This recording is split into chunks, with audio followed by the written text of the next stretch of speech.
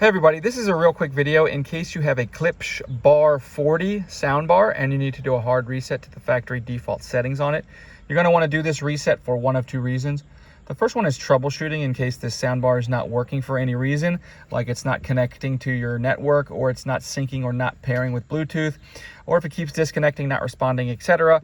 A factory reset will fix a lot of these issues. Now, the second reason you might want to do this is for whatever reason where you want to delete everything off of it, the settings, the pairing history, etc., so that you can set this soundbar up basically like it's a brand new soundbar.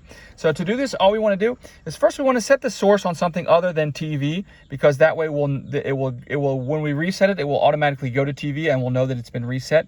So once the source is on anything other than TV, we're just going to come in and find the power button here and the source button here.